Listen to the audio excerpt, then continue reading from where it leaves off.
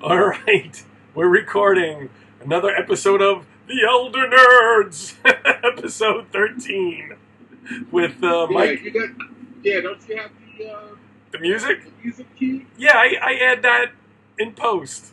Oh, okay. Yeah, I got it all set up in post. All right, cool. But this is episode 13 with Mike DeLapine and Patrick Craig. Hey now.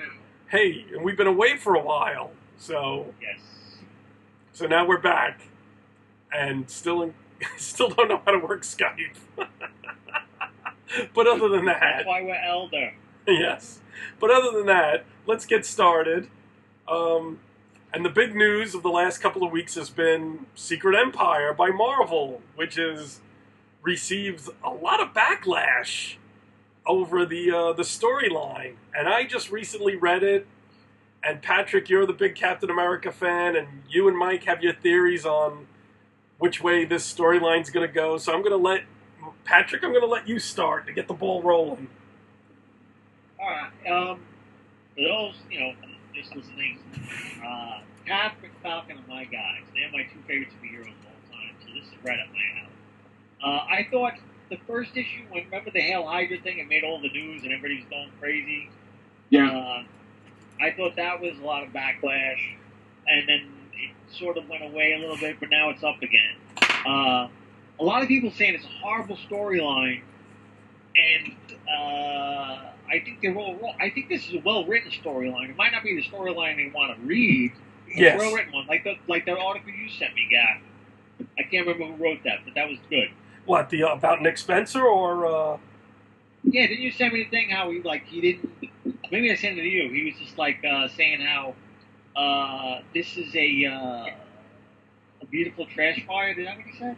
Yes. Yeah, you sent me that, you sent yeah. me. Because of all the backlash. Yeah, and so, if you're listening to this podcast, you probably know that Captain America is an agent on Hydra, and how Nick Spencer did that. Think about it. I wasn't on Nick Spencer when he did the, what was the image book he did with the school? What was that one? Oh, with the school, yes. I'm going to put him on the map. Yes. I started reading him when he did Thunder Agents, and like I said, Nick Spencer. Mike, put your thing on mute, because I'm getting a lot of feedback and stuff. Mike, Sorry, I'm coming into the house. Oh, I thought you were already home. Nope. I'm home now. Oh, All okay. right, so now again. So, like I say, Nick Spencer swings for the fences. And anybody who watches baseball, if you're swinging for the fences, you're going to have a lot of strikeouts. Yes. And there's nothing wrong. Like, it's Thunder Agents, great first 6 issues, terrible next 6. So, I think this is well written. There are times where I just go, oh, no, don't do this. What the hell is that, Mike? Hey, Mike! Sorry. Start playing Let's Guitar? No. Sorry, that's my garage door. That's hysterical. Mike, you gonna make some smoothies, put on the blender? Exactly. I know there's a 3-hour Sounds like a time. novel idea. I know there's a 3-hour time difference, and you got to eat. But Yeah, no, I know it's cool. Morning Glories, that was it by Nick Spencer. Yeah, Morning Glories. Put him on the map, and then he did. The next thing I know, he did. Like I said, the Thunder Agents. He did Superior Foes of Spider-Man, Which was very good. I read that. His Ant-Man Stump. Huh. He did Thief of Thieves, which I liked. For Image. Mike, you gotta mute yourself, dude. I'm hearing your whole house. Sorry. It's a madhouse. It's a Going madhouse. upstairs into the office. Okay.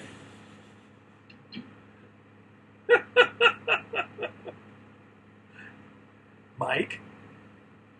Are you there? Yeah, I'm here. Okay. So go ahead, Pat. So yeah, I read it too, and I actually liked it, and I hate event books. I gave up years ago, but I actually thought the first issue 0 and issue 1 were pretty good.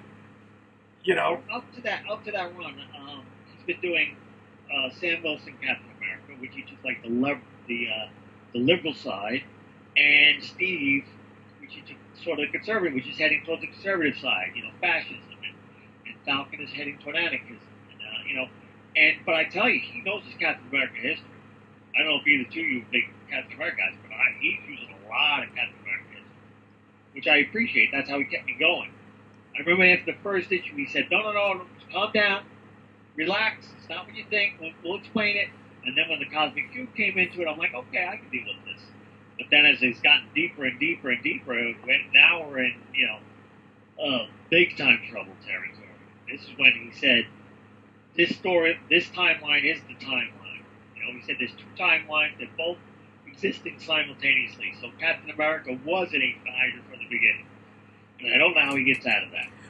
But isn't it just still comes down to the Cosmic Cube warping everything, and that they're going to destroy Cubic or whatever that kid's name is? Yeah, you can see that. But from my point of view, if they say Cap is really a Hydra agent, but because they use the Cosmic Cube, he's not. He's the good Cap again. And I'm always going to feel like, well, he's not the real Cap anymore. That the Steve Rogers, who got changed by Dr. Erskine and, did all that stuff, the 90-pound weakling from the Lower East Side, that guy that got rejected, whatever, begged to get in the Army, that guy's not around anymore. That guy never existed. And doesn't that mean that all the 40 years of you reading Captain America means nothing? Yeah, absolutely. And you're going to keep reading it? No, I'm saying it wouldn't be the same to me. That's what I'm saying. That if they do that, if they say, okay, the Cosmic Cube fixed it, he's back to good Steve again, but he really was Nazi Steve, Hydra Steve, that's another thing that's wrong. Not every fascist is a Nazi. Exactly. Not every Hydra agent is a Nazi. Okay. So, it wouldn't be the same to me if that's what he's saying.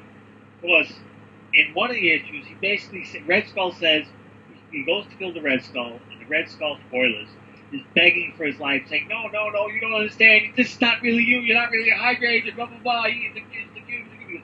And Steve goes, I know, but you don't understand. I've only been loyal to the dream. The Hydra dream. Well, whatever the dream is, I guess, whatever he's going to define it as. But it's been really... Mike, have you been reading either Sam or Steve? Yes. Don't you think he's been really clever in sort of keeping some of his characteristics, but making him devious and treacherous at the same time? Yeah, to a point. I really thought the way Steve dispatched the Red Ghost and his super apes was particularly brutal. A little bit more brutal than I was used to seeing them. Yeah. And it bothers me. Because to me, that's not Cap. Right, exactly. But I also thought at that point, well, oh boy, we're not in Kansas anymore. You just can't say this is, like at that time, I was still thinking it was just memories. That Phobic could just change his memories. And I thought, well, when he gets back, he's going to have this hanging over him. And then it's going to be like, oh, I killed the Red Ghost and his monkeys. I'm so guilty. That kind of thing, which is near you. But I mean, that was one of the things where I said, wow. I said they gave him a laser shield just for this so he can kill the Red Ghost? In a way, it almost sounds like the clone saga from Spider-Man 20 years ago, where they, all the adventures of Peter Parker you've been reading for the last 20 years was really Ben Reilly. And it's like, and people hated that. Yeah, they did. People hate it online, but I have no problem with them hating this storyline, but I think it's well written. It is well written, but I just think, I don't know. Now explain to me why you guys think, your theories are you think they're going to kill off Steve Rogers in the comics permanently. Why is that? Mike, do you think this is well written? Like, of all the comics you've seen doing Secret Empire, do you think it's, how would you rank it? I'm on the fence about it. I'm not the storyline itself. I'm talking about the execution, about him writing it. Yeah, I would say it's well written. To a point, yeah, I would say that. Yeah, okay, all right. So, Mike, let's hear your theory, because I've been talking a lot. Well, first of all, I think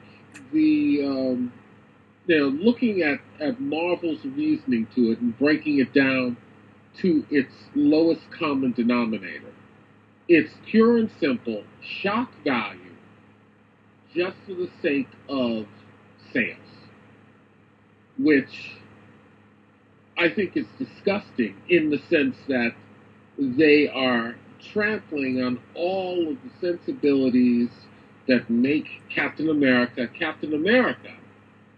and that those are the qualities that fans are initially attracted to. You're trouncing all over that. That's what Marvel is doing, and it's all for the buck. And it tramples all over the memories of Joe Simon and Jack Kirby, which I really have a problem with. I don't think that if they were alive, I don't think they would approve of this storyline at all. And the only thing that I think is any way out for the storyline is for there to be a redemption, for Steve Rogers to find a way to do some kind of self-induced penance for what he has done up until this point in the storyline. And then, in order for it to mean something, he has to die. And he has to stay dead. Because to bring him back down the road, which Marvel is going to do, is going to cheapen the entire thing. Exactly. I mean, that hasn't stopped them before in the past. I like that theory, Mike, and talking to Patrick about his theory, but I just can't see them killing off blonde, blue-eyed Steve Rogers' IP property before these next 3 big Marvel movies, where if they're going to follow the Infinity Gauntlet storyline, most of it, hopefully, Cap plays a big part in it. And I can't see them killing him off. He's the hero of the next 10 movies. Yeah, so I can't see them killing him off in the comic book, because they still adhere to that theory that people who go to the movies will want to buy a comic at some point, which very rarely does it happen, but they always adhere to that. So I can't never happened. Never once. Not even one time. It did for the first Iron Man film. I was going to say, this is why you don't get rid of any alternate timelines in their publishing schedules. This is why you don't get rid of Earth 1 and Earth 2 and Counter Earth and all those others. This is why you keep those concepts around, because you can keep the same characters going. You can change some subtle things about them and still make them relevant and still have them be money makers, still have them continue their adventures. Why franchise? And it doesn't affect the current storyline. Yeah, I'm sorry. I got a couple of things to say. One, about the money making. It's all about money making. Yes, it's always about money making. Let's not, they're not doing this for charity. And this is not fan fiction. They're putting it on the web. Yeah. They want some comic books. Right. Also, the reason I think Nick Spencer's doing it is not just shock value, but it's like, this guy's been around 70 years. What has nobody ever done before? Because that's a big part of a lot of writers. They want to do, just like Remender before him. I talked to Remender. He wanted to do something nobody else has done. Nick Spencer wanted to do something no one else has done. And let's take Marvel's greatest hero and turn him into their greatest villain. And I don't think that's such a bad idea. I might not like it because it's my guy, but I don't think it's a bad idea. No, not at all. But you're saying it's something that's never been done before. But there's been, guys like us. We've read Cap for a long time, and they've been issues where he's been brainwashed, or they thought. Cap for a long time. This is Spider-Man. Hey, I did read the whole Captain America run in digital form from 104 to 200. But even then, you had issues where the Secret Empire storyline where it was Nixon. You had issues where Cap was brainwashed. Cap, they thought he was a villain then. Cap was this, Cap was that. It's all been done under the sun. The execution that Nick Spencer's doing is pretty good, but it just feels like something this big and epic. We all know it's going to go back to the status quo at some point with no real change. That's what I think. Maybe Nick Spencer is going to do something new or something different that we've never seen before, or do something really impressive. But I just wanted to add in case Mike didn't know it, and the listeners. Mike, I don't remember in the 70s with Snap Wilson. Yeah. Remember that? What was the deal with that? It was revealed that Red Skull had made the Falcon with the Cosmic Cube, and he was really a hood named Snap Wilson. And now we're finding out, Cap was made by the Cosmic Cube, and he was really a Captain Hydra. Wow. So that's one of the things I noticed. Like Nick Spencer, I'm like, Nick Spencer. I didn't notice that at first. Bloody genius. Or at least a guy who knows history. Because I think that ticks people off when people come in and they don't know their history, and like Joe Benigno says, the fans always care more. You know what I mean? Yeah. Exactly. But I've noticed in some other Marvel, people have been bitching online. That a lot of Marvel books recently, they just don't care about continuity anymore. Or they don't know their history, and that's getting some fans to say, if they're not putting the effort into their storylines, then I'm not going to stick around. Yeah, I'm not going to stick around. Yeah, but I think that's editorial. I think you hire the right editors, because let's say you get a writer now. He's 27 years old. He's not going to know the whole history of Captain America like I do. But no, that's his job. That's his job. No, it's not his job. That's the editor's job. He calls up the editor and says, listen, I'm going to go with this, that, and the other thing. The assistant editor goes, I'll look it up. It's something like that. I can't imagine. You should want him at the type No. That's not the assistant editor's job. Assistant editor's job is to proof, to read the... You're going to tell me that when Alan Moore was reinventing the whole DC universe in the 80s, that he had an assistant editor look up all that shit, all that obscure shit that Alan Moore was doing, or Grant Morrison? Those guys are reading their own books and doing all the research. That's your job as a writer. That's your job. Yes and no. I really feel that, like I said, I have a big problem with editorial.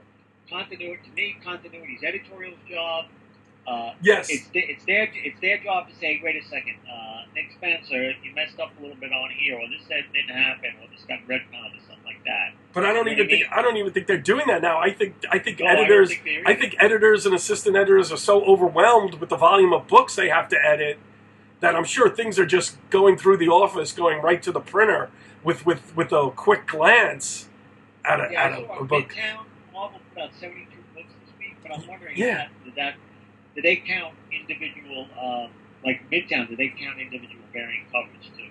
Or do they count the trades as well? Or they is it count just... the trades, but there's only a couple of trades coming out. Right, right. Because, I see people complaining about typos, more typos than ever before in comics, more grammatical errors, and lack of history of continuity.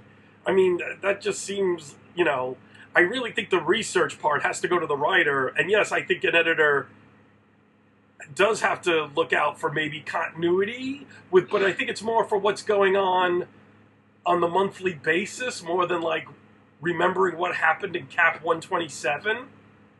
You know what I'm saying? And today's book contradicting that. I think that's up to the writer. Okay. Maybe it's 50-50. I think they should work together a little more. It just feels like, They should work together a lot more. Remember when we were Elder Nerds, we were kids, there would constantly be editor's notes in the comics. I really felt like it was a group thing, and now I just feel like it's one guy sending them in, and then another guy drawing them, and nobody's got this. But even then, back then, Patrick, like I'm saying, there were maybe only a dozen books coming out a month from Marvel. Yeah, now you have 72. And if you only have a handful of editors that are handling 6 to 8 books a month each, And then don't forget, there's also these books are coming out bi-weekly now, which I'm sure must put more pressure on the editor. Yeah. I just feel like sooner or later we're just going to go like, nope, you got me enough, Marvel. DC, see ya at the trades. Yeah, exactly. All right, my theory, Mike, is they're going to kill Steve Rogers, and here's why. You know, remember how this all started with the Ulysses prediction that, you know, Miles Morales is going to kill Steve Rogers, right? Yeah. And at the time, everybody was like, oh my God, how could that even be? But we knew he was already, you know, Steve the Hydra, which I thought was really clever. The reason I think they're going to kill Steve Rogers is, one, there's no coming back from this. Two, I think they're on the diversity of bus train, and at the time this came up, all those books were selling. And if you look at Steve Rogers' book, it's Steve, Sharon, Rick Jones, Zemo, Selvig, what else was in it? Jack Flag, Free Spirit, white, and more white. And if you look at Sam Wilson's book, Black Captain America, Day D Man, Mexican American Falcon, Misty Knight, the greatest hand in combat in any comic. It's bad America, white America, and good America, new, future, diverse America. And Miles Morales represents future America. Biracial, young guy, you know, and Steve Rogers is an old white man in every sense of the word. In fact, you know, this year will be his birthday, his son's birthday. Yes, exactly. A lot of guys have him being born in 1917 on July 4th. Yes. So, yeah, that's right. So I think they're on a diversity of bus train, and because he's an old white man, they're going to get rid of him. And they gave him this hard, you know, this storyline, and he, you know, as you know, both, you know, it's just a way to get, you know, not just a way to get rid of him, but I think, you know, that's where they're aiming at. They're aiming for a new Captain America, for a new America. Yeah. And the question is going to be at this point: is it going to be? Is it going to continue to be Sam Wilson, or will it be Bucky Barnes, or will it be somebody totally new? See, that's the thing. I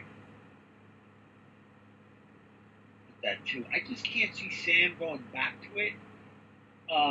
After this, after he had, you know, all this reveal and his best buddy is, you know, Captain Hydra.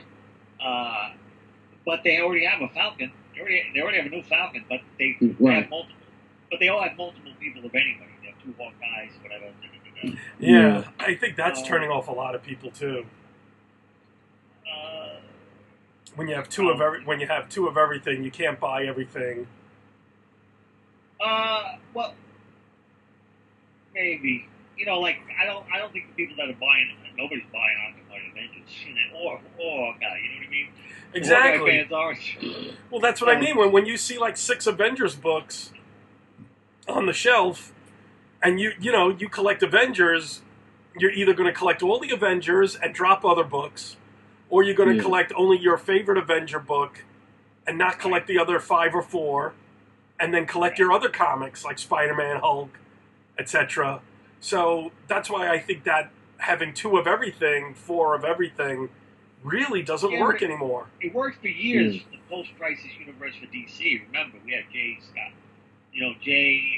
Wally, Impulse. You know, we had a lot of speedsters going on. You know, we had Alan and Kyle. Well, they got rid of Hal to bring in Kyle. But in the case of like you said, they had Flash and they had Impulse, but it wasn't like 2 Flash. But it wasn't like 2 Flash books. You know, with the same characters. But they had Justice Society and Justice League, and they're kind of the same thing. And they should be operating. You know. Well, they were. There was a lot. I think there was a lot of overlap there. But there was overlap, but there was a lot of differentiation too. You know, it's like the JSA was a lot of the older members. Right. You know, but they had the younger members too. They had younger members. Yeah, but it wasn't like, oh, I want to buy a Hawkeye book. Wait, there's this blonde Hawkeye and there's this chick Hawkeye. Like.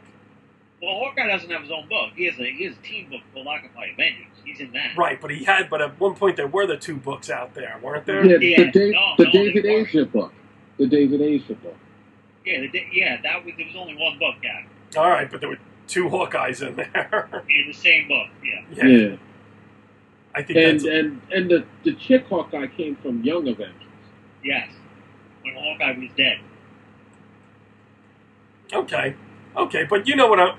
All right, that's a bad. But you know what I'm saying. There are multiple books with the same characters. Like I said, I think I said this last time I was on the podcast. I said, it seems like Marvel is getting to the family business like DC already had. The Flash family, the Bat family, the Right. family. Yeah. Now you got the Hawkeye family, you got the Cap family, you got Thor family. You got the Hulk family. Yeah. Yeah, right. Hulk. You got a ton of Hulk family. Yeah, you know what's weird? Like in the 60s and 70s, it was like DC heroes. Everybody was friends, and the Marvel universe, everybody didn't trust one another. Now it's like you're saying, there's all these families in the Marvel universe, and for a while it seemed like DC wanted to go to the way of like nobody's trusting each other. You know, everybody's leery of each other. If you notice in Marvel Comics, everybody calls each other by their first name, not their code name. Yeah, I noticed that too. Yeah, that's true. And it's like takes away from it a little bit. You know, maybe behind closed doors, you're in the Avengers Mansion, you're in the Baxter Building, but now when you're out and about, like. Now, let me ask you guys something, because a couple of days ago there was a new wrinkle in the Secret Empire controversy. Is that the Secret Avengers Secret Empire Zero? No. I'm betting neither of you guys have heard about this. I read about this in Screen Rant on ScreenRant.com. Somebody took the name Hail Hydra and bought a domain name out of it. They Really? They bought the rights to hail-hydra.com. And they made it an active link. I'm almost certain they did it without Marvel's permission. And I read about this, and this was like 2 days ago. And I checked out the link. I typed it in my browser and clicked OK. And guess what came up? When I clicked on hail-hydra.com, what popped up was the President Donald Trump's page of the administration section of whitehouse.gov. And I was like, oh, man.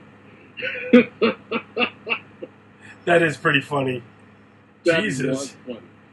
And if you guys were to go and punch in hail-hydra.com right now, I'm willing to bet it would still go to that page. And if this was any other administration, well, if it was any other administration, this wouldn't be happening in the first place. Right. But if it was any other administration would be swift to cancel out that link. Yeah. I'm willing to bet it's still up. Yeah, it probably is. I feel like the whole. I felt that from the very beginning. That was low hanging fruit. It was just nuts. He was like, "Yeah, he's Hitler." Yeah, after hearing that he's Hitler for a year, I'm done with it. You know. Yeah, exactly. Yeah. So I'm like, yeah, that just struck me as that's just totally ridiculous. Yeah. But the other part I was going to do, I left this out. Sorry, my theory about why I think they're going to kill Steve. Bruce Banner's dead. Tony Stark is kind of dead.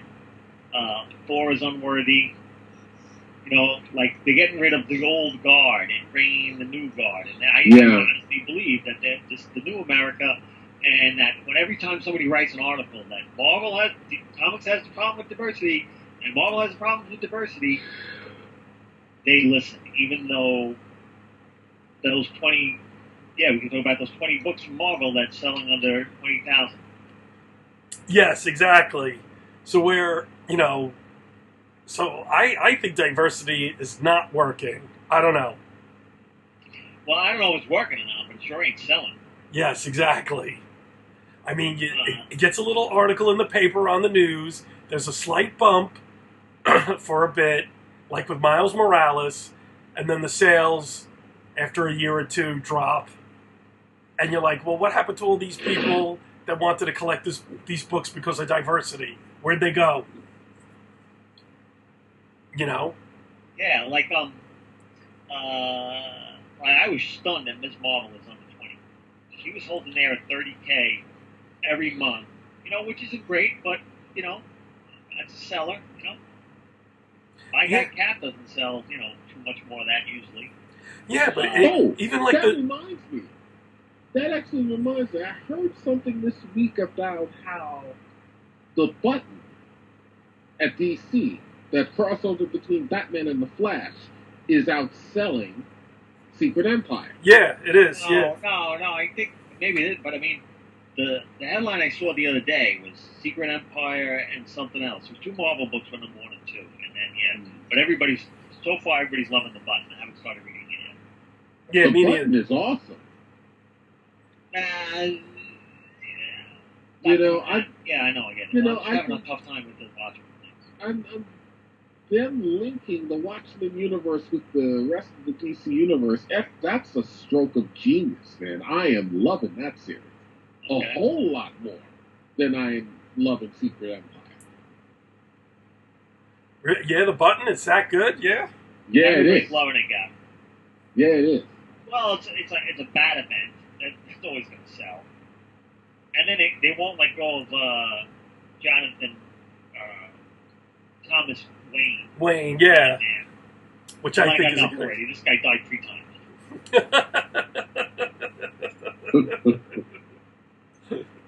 But it is outselling. But but a book like Squirrel Girl, which got so much hype and press, and then you see it's now down to like 11,000 people. It's like, there was what happened to those 10,000 plus people that were collecting it up until a couple of months ago? We keep asking this. Where do they go? Are they waiting for the trades? And that's, we're all dealing with speculation because we don't have the digital download numbers. We don't get honest trade numbers. We only get direct market numbers, and Amazon. But that's not everything. So for all this, and the thing is, everybody kind of knows where the cutoff point is, even if they don't state it. We, if you look, they know. You know what I mean? We know it's like exactly 20 to 17,000. You're going. Exactly, but your theory about killing off all the white characters.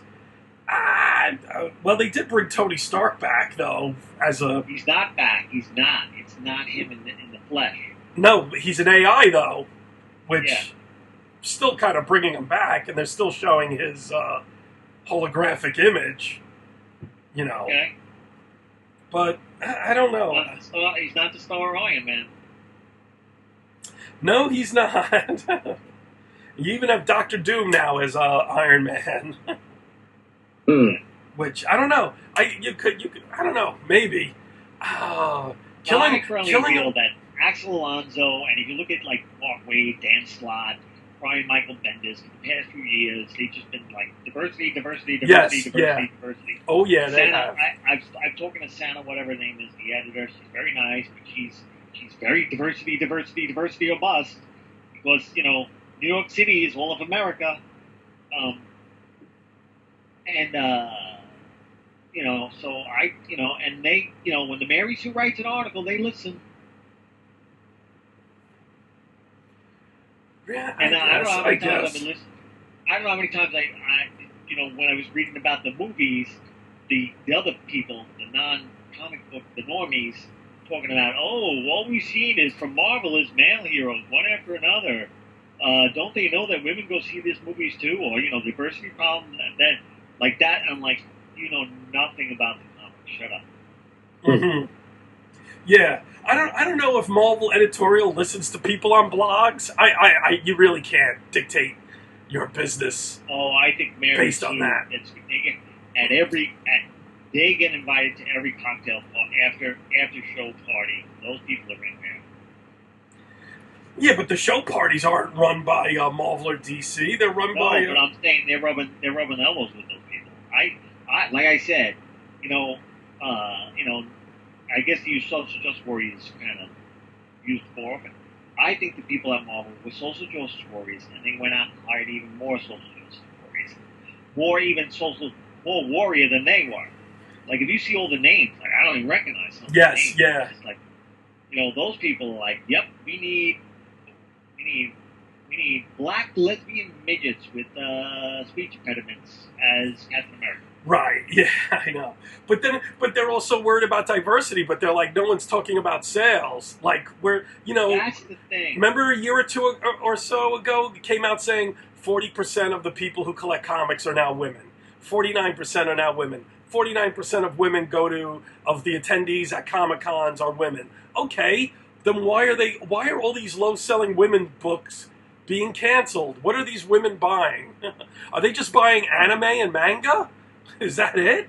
Because they're not buying Black Widow, even though she's been in 6 freaking Marvel movies. They're not buying Black Widow. And she's had 7 titles since Iron Man 2. Yeah. So... Kate Bishop, the Hawkeye that has the Hawkeye book now, everybody was loving her when Fraction was writing her. She was like, oh my God, and now she's got her own title, and boy, that dropped quick. Yeah. I think number 1 was like, 80-something thousand it sold, and now she's selling, 12,000? Yeah. And it's issue 4? 7?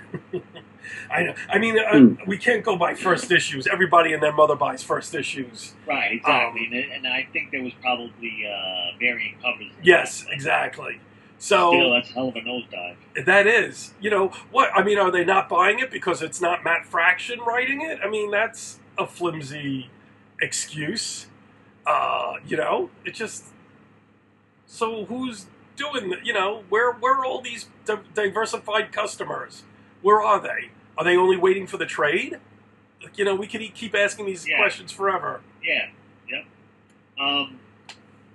To me, I just look at Captain Marvel, and they gave Karen that as Captain Marvel. What are the bloggers and people been feminists been calling for? Gender neutral code names, non-sexy outfits, female writers. That's another thing I hear now. Marvel isn't diverse. Comic book isn't diverse unless you have diverse people behind the comic. Right. So now you had a female artist, female writer, female artist on the books, and they didn't sell. And then you gave her a new number 1 after Secret, and she didn't sell. And now you gave her another number 1, she does not sell. So where was that audience that that somebody said, this is what you need to do to get this audience. They want to come in, but they won't come in unless this. And now Marvel gave them this, and they didn't come in. Yeah. So what do you think? Marvel's going to keep go this way until the market corrects itself, or? Yeah, I don't know. Yeah, exactly. Yeah, there is a lot of argument. I don't think they can go by Comic-Cons anymore, because there's probably like maybe 30% of the Comic-Cons in this country are actual comic conventions. All the rest of them are pop culture conventions. Yes, exactly. Yes. And, people like to go to them because they like to go to them. Because they're fun. There's a whole bunch of stuff there now. It's high-end. They can go see their favorite stars, and they can cosplay, and they can, buy their Funkos and all that nonsense. Going to, Captain America panel isn't high on their list. Oh, heck yeah. I mean, it's still, for comic buyers, I mean, but still there's a point I want to make later on about all these comic book movies have, I think, killed a lot of the comic audience. But I think a lot has to be said for all these reboots and events.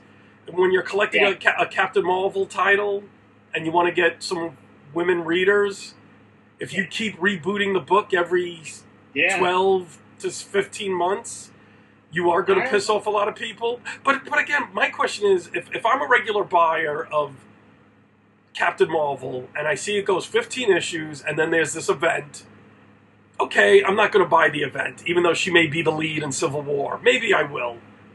But then it's like, if it comes back with a new number 1,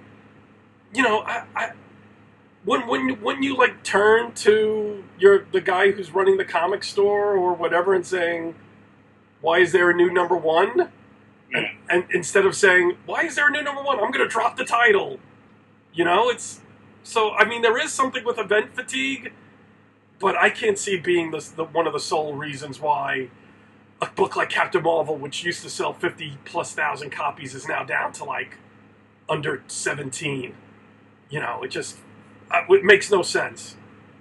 You know what I always think about when you're talking about that, Gary, is why would you want to write for comics, especially Marvel, with all these events? You basically have 3 months chunks of stuff to get work done, and then or 6 months or 7 months, and then you know the next event's going to hit, and then your whole plan's out the window. Hey, it's an itch that has to be scratched. You know, people. Yeah. People have a calling to go to to do certain things, and you want to do it, and you're going to have to deal with it. You know, I mean, yeah, it's funny how I keep seeing writers keep bitching about these events, but these events have been going on since the 80s. You know, they're coming up every year. So, I don't think they had them every year, but it's built up a lot of steam. Like I said, we're on Marvel's third event in 2017. Yeah. But I mean, you know, you had your X-Men events in the 80s and 90s. You had your Spider-Man events. But I mean, you know going in that there's going to be a big event at some point. But still, I mean, I think it does. I mean, people like Mark Waid and Fraction and Brubaker have complained that a lot of their storylines ran out of steam because of these events. But again, these guys are professionals. You should know these things are coming up. But I can't do. I could see events turning away readers. But if you're a new reader and you're really into Captain Marvel, I don't know. You're going to find out a way. What happened? Why is it rebooted? Why is there a new number one? Yeah, unless you're doing. You know, you go to guy. If somebody comes into your comics store and buys a couple of books, especially if you see him like this is the second time you saw him, you would say, "Do you want to start a pull list?" Right? Yeah. So then, like, if you're buying Captain Marvel, blah, blah, blah, and you go to pick up your book, and it's Captain Marvel #1 again, you're going to have a conversation with the guy. Exactly. So I just don't understand. I understand it does get rid of readers, but I can't see it being a big reason. And even if you're doing it digital, you would get confused. Like, why did my subscription end at issue 15 and now there's a new number 1? But again, we don't know what the digital numbers are. But again, the digital numbers aren't affecting the low sales of the physical print book. Right. Maybe Marvel's hanging on to the Captain Marvel movie, which is what, 3 years away? 4 years away? Yeah, something like that. 2019, I think, 2020. Yeah. Right, the Spider-Man movie pushed everything back by a year. But also, what I wanted to say also is that when we talked about this the other day, Patrick, when we were growing up and we were buying comics, we saw shit done in comics that wasn't being done on TV or movies. And we always kept going, right. Oh, I would love to see Spider-Man as a TV show. I would love to see Spider-Man as a movie. Well, now that we have, 6 hours of superhero TV on CW and 50 hours of superheroes on Netflix, maybe people our age are just like, you know what? I'm just going to watch TV and the movies and not collect books anymore because I have no room, they're too expensive, and maybe that's it. Maybe getting what we wished for has actually hurt the sales of what we loved, of what kept us going, what propped up this industry. Maybe, but I hear a lot of people coming back. Coming back to what? Collected comics? They saw Avengers. Like, oh man, I loved it. I remember when I loved Avengers. I'm back in comics now. But you just said a little while ago it barely happens, and I agree with you. I think there's a small bump. No, I'm not talking about movie fans. I'm talking about comic fans that stopped collecting or stopped reading, and then saw the Avengers or whatever, and said, "Oh, man, I love superheroes. I'm going back." I think that's a small number. Yeah, but I mean, it happens. It does, yeah. What were you going to say, Mike? But the back issue number, sales on early modern ages and Bronze Age and Silver Ages are strong now. In fact, in some cases, they're stronger than ever. Yeah. Well, also that's the speculator market too. Yeah, it was just stronger when the Japanese were in the market. I just remember in the 90s, everybody kept telling me, oh, the Japanese want anything Kirby. Is it stronger now? I think now there's more speculators now, which drives up prices more because it's. Yeah, you can flip it on online. Yeah, you saw what happened at Guardians, the ending, and now that first appearance of that character is probably hot right now.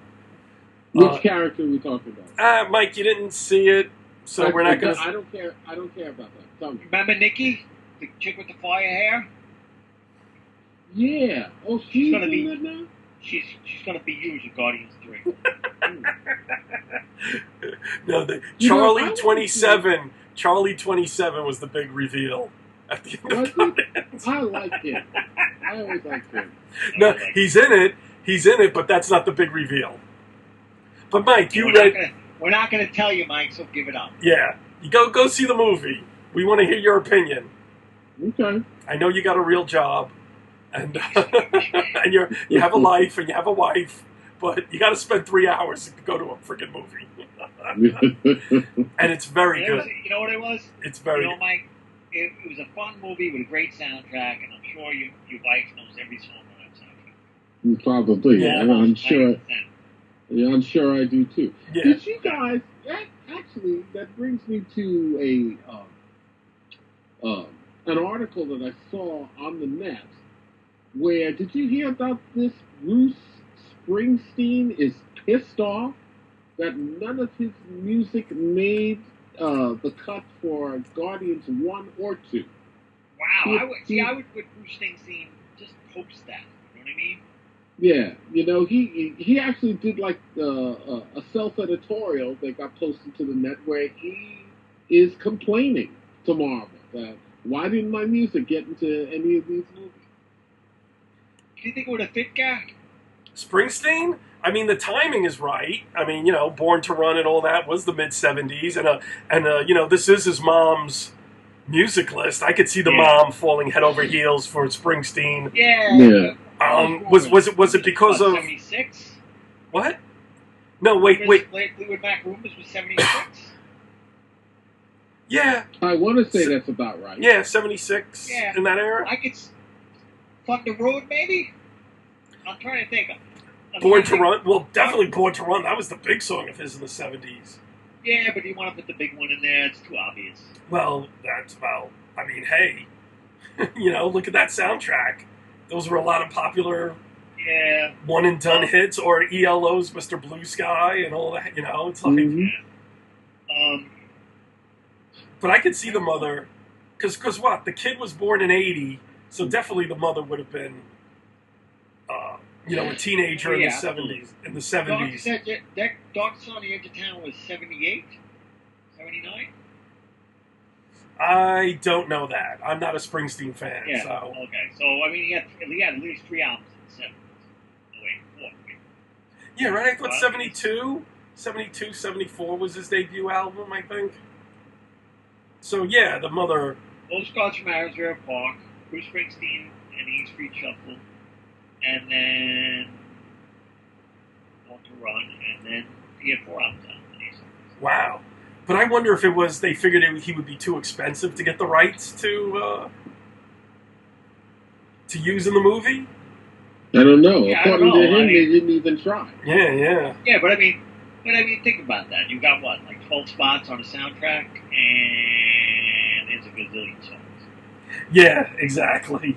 And let's face it, getting the rights to Brandy is a hell of a lot cheaper than getting. Oh yeah, I'm sure Lucas Les was like, "Thank you." There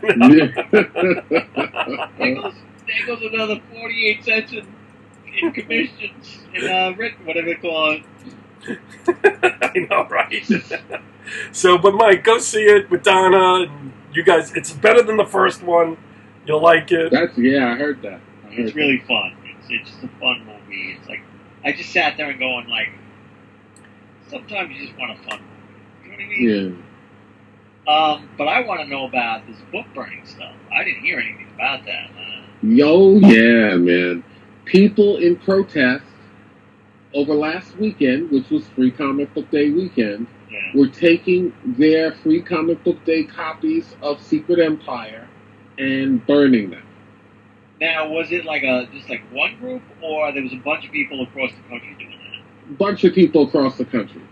It was scattered. It was the one thing it was not was organized. That much I do know. It was like a social media thing? Yeah. It wasn't like a spontaneous thing. People read it, went right outside, and threw it down, and said, "Bah." No, and the one thing that people were quick to say was, hey, you guys realize that the Nazis used to do this back in the day. Yeah, exactly. Yeah, I believe people have the right to protest any way they want. But yeah, I'm not a big fan of book burning. I'm not a big fan of stifling speech. Yeah. You know, and I do think it's a little different if, I guess they were burning books before they got into the Nazis. Yeah. Probably. There's always been censorship, but And I always thought if you're going to be as bold enough to burn a book that's got a little bit more meaning to it, you know? I mean, you know, I could see them burning Catcher in the Rye back in the day. But this, I don't know. And I always feel like I said, I'm a big Captain America fan in this group, and I see people writing this stuff. I'm like, really? Where are you every month? Because Cap doesn't sell more than 40,000, 50,000 copies. Yes. All of a sudden, Captain America is precious to everybody. Exactly. That always seems to be the case. You know, people hop on a bandwagon, people hop on a cause, and then once it gets played out in the news and Peters are out, then these people leave and you never hear from them until the next cause comes up. Right. And then you wonder, like, where the hell? Yeah. But, you know? But, like, in their defense, too, is like when you were talking about the Clone Saga, you know, I thought the Clone Saga was stupid. And if this turns out to be sort of, I don't know, there's a lot of ways for this to turn out where I'm going to go, that's stupid. We went all that way for this to pay off. So I could see people going, oh man, not again. It's fucking retcon stuff. Like, remember young Tony Stark from wherever, 17-year-old Tony Stark? Yeah. Oh, yeah. Heroes Reborn, that was dumb. You know, like, we've been sort of, but you get, you know, you kind of, on the publishing side, you got, listen, you know, why is this guy not selling more? You know what I mean? Why are the Avengers only selling 20-something? I don't know what grades Avengers is selling, but it's not selling. Yeah, I know. We could talk about this forever, but it is just where in the last 3 to 5 years did all the people go that were buying 60,000 plus copies of Captain America at one point? Now it's 30. It can't just be making Sam Wilson Captain America. Yeah, Sam Wilson. I was shocked. Sam Wilson was under the 20 grand. He was making 18. I think he was selling 18K. That is ridiculous. When just a year ago, he's selling 30,000 copies. I mean, it just. I don't get it either. Maybe because they're protesting the storyline. Maybe. A lot of people bash the Sam Wilson one as being too liberal, too obvious. Yeah. You know, that kind of thing. Demonizing. Could be, and they're just dropping the book. Yeah, they're protesting with their wallets, which is the only way to get anything done. But it's just weird. But the book burning is just weird. Like Mike said, I'd never do that. Like Mike said, it's like you're protesting burning a book. But that's, you know, you're doing what the Nazis are doing, and you don't find the irony in that. But but I mean, as a form of consumer protest, I think that was bad. Like, the free comic book, I won't even take your free comic book. Exactly. Don't get the free comic book. Leave it there. And now, because of the book burning, the surviving copies are going up in price. Speculators are now flipping them for $10 plus. Oh, okay. On eBay. So now you're. I gotta go. I'll be back in 10 minutes. It's just ridiculous. But I mean, but it's always been like that. People just, like Nick Smith's just been saying, read the story. Remember the Giant fans burned their tickets after the Joe Pisarcek game? Yes, yeah. Also, what do you think would have been more, getting the free comic book and burning it, or buying the book, like, and then burning it? Buying Secret Empire 1 and burning that. Putting your money, this is my money, this is what I think of my money, you know, I'll pay to burn your freaking book.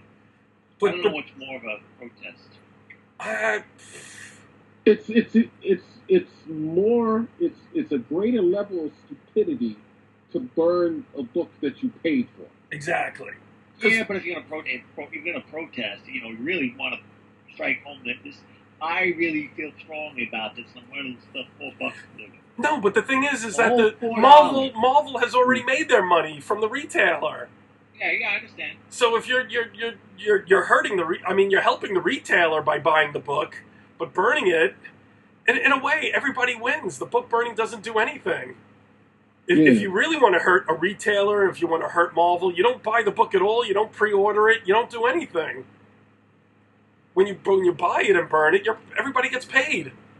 So everybody wins, except for the except for the book. Does this get covered anywhere but the comic books blogosphere? No, that's all I really saw it on. Didn't hit like USA Today or not that I saw. Not that No. I saw. No, not from what I saw either. So it's just ridiculous that they're doing that. Like Nick Spencer saying, read the story before you pass judgment. You know, that's exactly it. That's exactly it. Because read the story and all $540 worth of it, because we're gonna have tie-ins. No, but before you criticize it. Exactly. Don't buy the tie-ins. Are you gonna get any the side books? No. Yeah, I don't think so. Side books never add anything to the main story. Sometimes they do. There's one that they're gonna I want to get the one that's gonna introduce the new Patriot. The kid that he's like on a goblin glider. Have you seen the previews of him? No. He's in a red, white, and blue outfit, and he's on a goblin glider, but it's shaped like an eagle instead of a bat.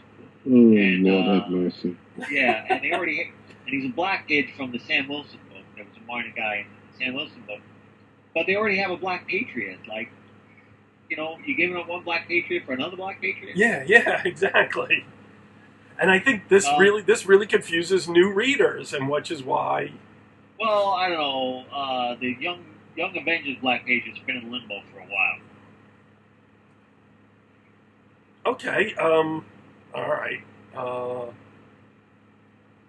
But still, why are these numbers then still so low? But we could keep talking about this forever. I'm trying to think. I didn't get a checklist either. You know, that was one of the things I appreciated from Marvel. They would give out a checklist. You know, Secret Empire. It'd be like Secret Empire 1 through 6, blah blah blah, and it would be Captain America this number, this number, this number. It would be like what the hell is it? Secret Warriors came out this week, which looked awful. Secret Empire Uprising, I think it's called. Right, yeah. That is just, you're spending $20 a month for this storyline. One of the reasons I kind of sometimes buy those books is because it's usually like a D-list hero character in there that I haven't seen in a while, and if I like them, I'll pick up the book. Right. Wow, but that's I was just thinking, gone are the days when, back in 1986, for a hot minute, I worked at Forbidden Planet, and I would notice that books that came out, like Man of Steel 1, the first Simonson Thor issues, Ronin, Dark Knight, all those books, I would put them on the shelf, on the rack, and somebody would come up right behind me and take the entire stack that I just put on the shelf out and walk it over to the cash register and whip out the American Express card and pay for the whole damn lot. Wow, that's ridiculous. That really is. What do you think? They were speculators? Yeah, of course they were. Yeah. Because remember, that's when the market started. That's when back issues really started to rise because of X-Men, you know, stuff like that. People, you know, big event books, the Secret Wars, Spider-Man's black costume, and all that. I wish I could go back in time and Crisis. all that stuff. Ronin, because you know how much they cost now. All those precious issues of Ronin. Ronin's not worth anything. Maybe just the first issue.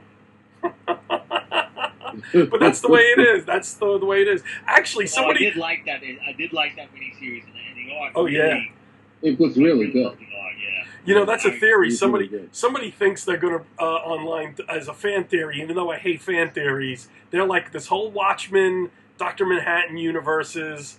They think they're going to bring Ronin back and put Ronin into the DC universe.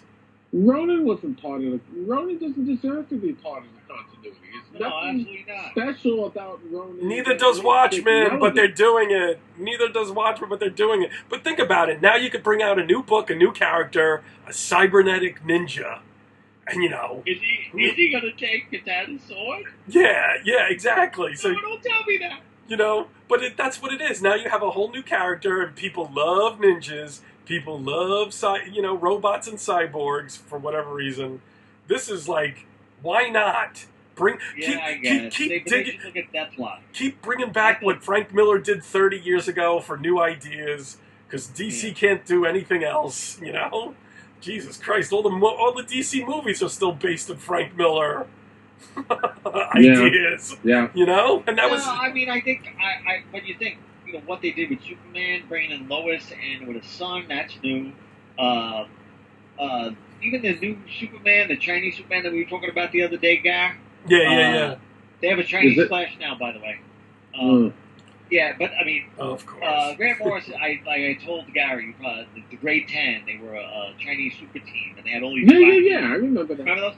So whatever, they're in limbo now, and some super scientist is making a Chinese version of the Justice League. So they had a Batman and they had a Wonder Woman, and then they introduced the Superman kid, and then I missed a few issues, and then they have a Flash, they have a Chinese Flash, and they were talking about getting a Chinese Aquaman in this issue. It was a fun issue. But what was wrong with the Chinese team you just mentioned? Nothing. I thought they were great. I don't know, but they didn't have a showcase. You know what was weird about that? It was called the Grade 10, and the book was canceled by issue 9. They didn't even give them like one more issue to wrap it up. Writer and How ironic is that? Exactly. What was that, Pat? The writer and artist walked off in protest, guy. Really? No. And it's actually, what you're talking about, with the Justice League Chinese version, they came up. I remember there was an issue. This was back when I think Don Heck was doing the Justice League of America book for a hot minute. He did a fill-in issue back when Dick Dillon was the regular artist. And it was an issue where they faced against Chinese doppelgangers of themselves. They called themselves the Sino-Superman. Oh, really? Wow. Yeah. That's cool. Yeah, I remember that specifically. That's awesome. Yeah. Yeah, see, they should bring something like that back, You know what I was always mad at as a kid? The Avengers fought the Squadron Sinister, obviously the Justice League.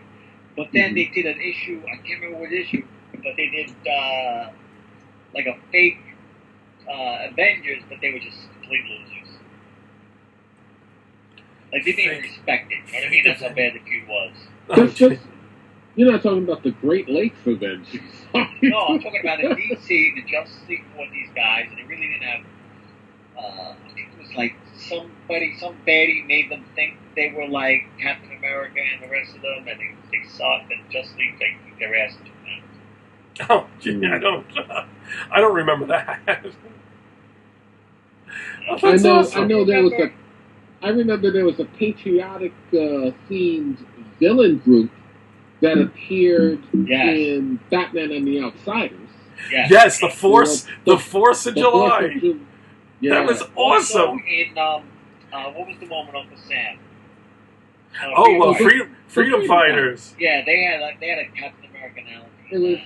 It was Uncle Sam, Doll Man, Human Bomb, those guys. But no, they fought a guy who was just like, they fought two guys who are obviously Captain America. The invaders. Basically, 4 guys who were actually the invaders. Oh, really? But they were different, Also, what was the one? It was a Justice Inc. Justice. Was it Justice? Remember? No.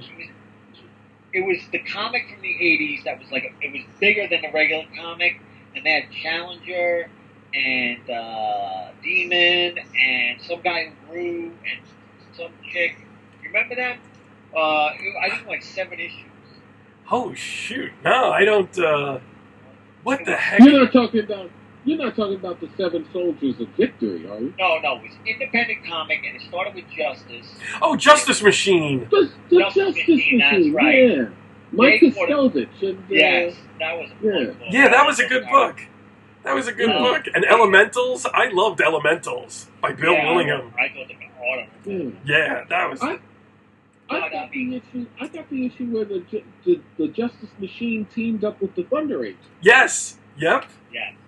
Yeah, I've got that. But, and in fact, I have a couple of Thunder Agent books here from the 80s that were drawn by George Perez. Yeah, and they're gorgeous. That was a good run. Yes, exactly. Yeah.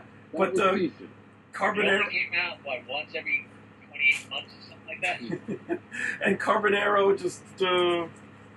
hey, not Mike Carbonero, John Carbonero screwed it up. Yeah.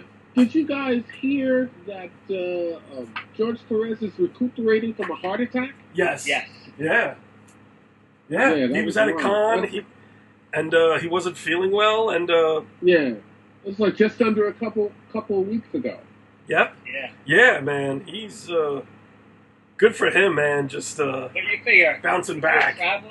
You're traveling to all these cons. What do you eat? Crap. Yeah. I know, and he's up there in age, and he's had a history of diabetes. It's Yeah. The last time I saw him was at the Hawaii Con, September 2015. Oh, that's cool. You got to meet him? I never met him. Yeah, briefly. I think he was doing headshots for $75 for the Really? Good Lord. Wow. But, I mean, It better be I like his stuff, but it better be a damn good headshot for that kind of money. Somebody got him to pay. I think it was like $400, and he did it was a whole body. It was Ma Uncle. Oh, really? Yeah, I'm like, really, George? They spent their money on. I was just, who would spend their money on that? I know. Ma Uncle. Was that the original Red Tornado? Exactly, the woman with the underwear and the pot on her head. The pot on her head. And she is actually the first female superhero, which doesn't mean squat because no one gave a shit about Ma Uncle.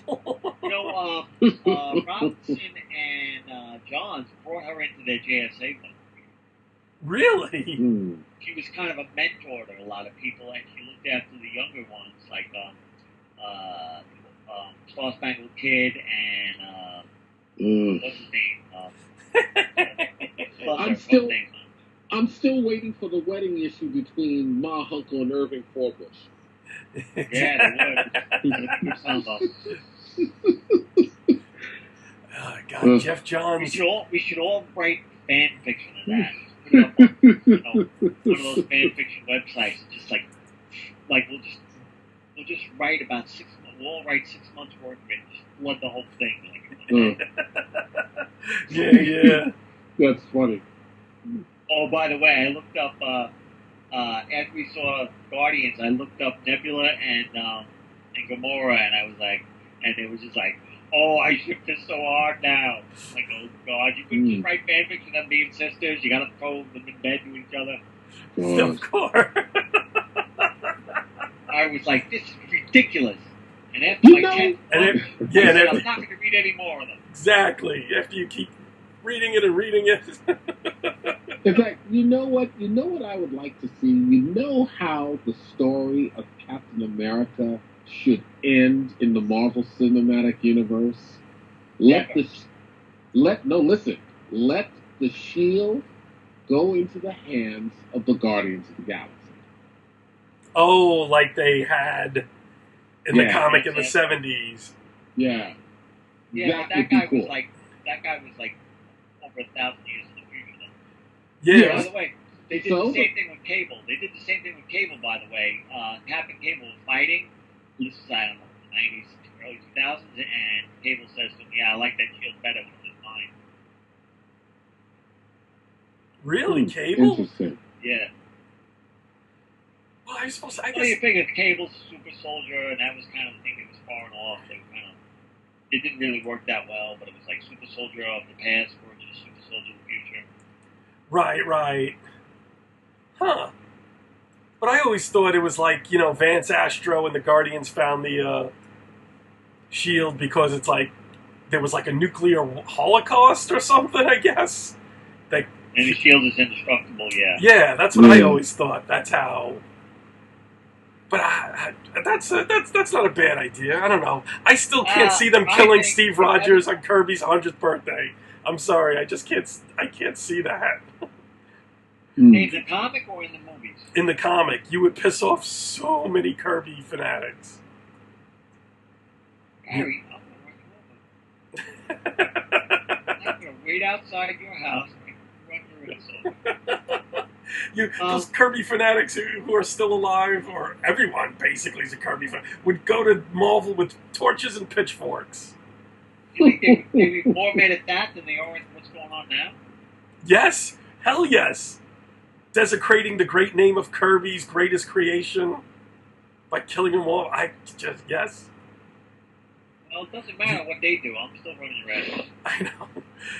You know what would be hysterical? This is how I think you should end the movie. If Evan wants out, he's allowed. He's done an amazing job. Better than I ever thought anybody could do as Cap. You know what I mean? It's like a dream come true when I see him on screen. They did something to get him out of the way like they did the Red Skull. And then they recast the role and they bring him back.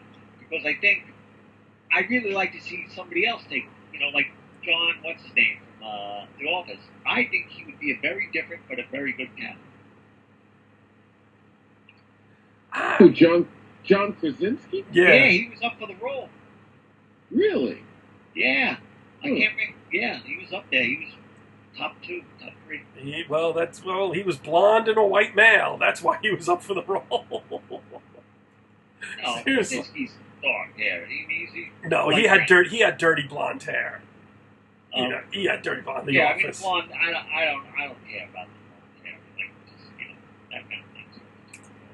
I don't know. You don't want to have people with bleached blonde hair or because look how ugly it looks on Riverdale. The lead guy has dyed red hair. Yeah. And it just doesn't really work. Or Tyrion the first season of Game of Thrones. Yeah. And then they stopped doing that and nobody cared. I know exactly. But I really think. I personally think Disney, Marvel Studios might go the way of the comics. After the Infinity Gauntlet is over, the Infinity War, whatever it's called, they're going to reboot the whole Marvel Cinematic Universe. They're going to get rid of all the high-priced contracts, bring in younger people, and start over again. Because I'm sure Marvel, at some point, goes, hey, look, every time we reboot our comics, sales go up. We get more people. Hey, you can make more money by rebooting the whole cinematic universe again. I could see them doing that.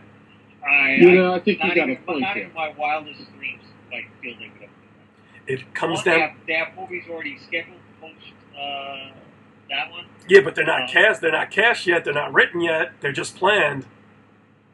All right. And you know what? What's the bottom line to everything, Patrick? Yeah, but say it. Money. Yes. Okay. Yeah, but I mean, they're gonna look at Marvel sales and saying, "What are you talking about?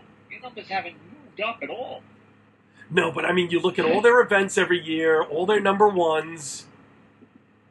Every time they have a number one, like we mentioned in the past, Captain Marvel, a new number one will sell 80,000 copies and then drop down to 20 by issue 3. They don't care about any of that. I don't think they care about the comics one lick. I think so. All they care about is the IP.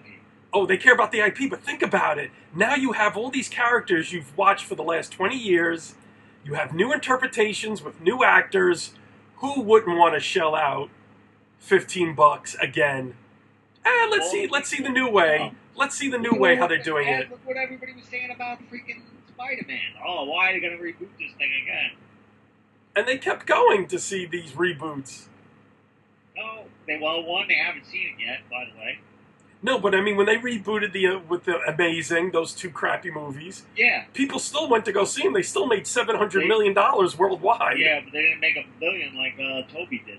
Yeah, okay. No, well, Toby didn't make $1 billion either. He didn't do that. But again, so now you're saying, hey, let's reboot the $1 billion franchise. You're going to tell me you're not going to get people to see it again, be even more curious?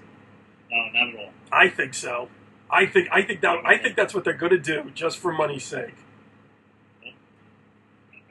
Yes, it is. Because the bottom line is money. Money. But I think you're describing things to the movie-going audience that is not there. No, but I'm saying you're starting over from scratch. Plus, you're talking about an IP. Yeah, I don't think the movie audience wants that. Oh, I think so. I think so. You're thinking comic book fanboys, but no, I don't think they. But even still, I think you could get a curious amount of people to say, "Hey, let's see this new actor in the Captain America than Chris Evans." I think so. Also, they're going to get a lot of bad press. No, I think there'll be no such thing. There's no such thing as bad, and I think they'll be hailed for doing something innovative with movies, something that's never been done before. You know, that's what Marvel Studios have been doing. They've made successful superhero movies that hasn't been done before. Now they're going to reboot this entire franchise again, which has never been done before. Plus, Patrick, you said the key word, IP. And what does that mean? You reboot the movie universe, you have more new lunchboxes, posters, dolls, T-shirts, etc., etc. I just want to say one thing to you guys. Come with me if you want to live.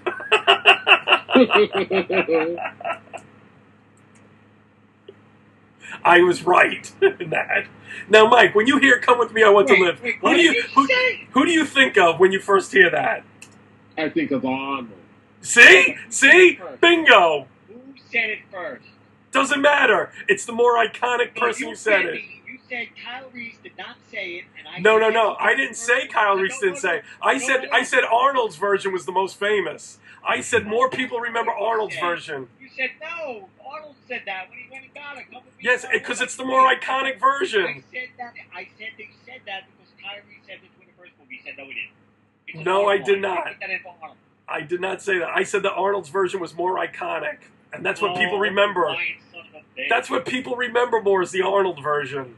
You don't remember your face dropping down when you finally looked it up on the Yes, Kyle did say it, but what I was saying is that more people remember Arnold's version of saying it, and it's more iconic. So when you say "Come with me, I want to live," everybody thinks of the Arnold version. You know, what's the old saying when you have the truth or the legend, print the legend. That's exactly. Yeah, you were saying that Kyle Reese never said it. No, I did not. I said Arnold's version was the more iconic. Why did you have to look it up? Remember you looked it up on your phone? I said look it up on your phone. Why did you have to look it up if you knew Kyle Reese said it, but you were just saying Arnold was more? But that's what I did. I said it first because Arnold's is the most famous one. No.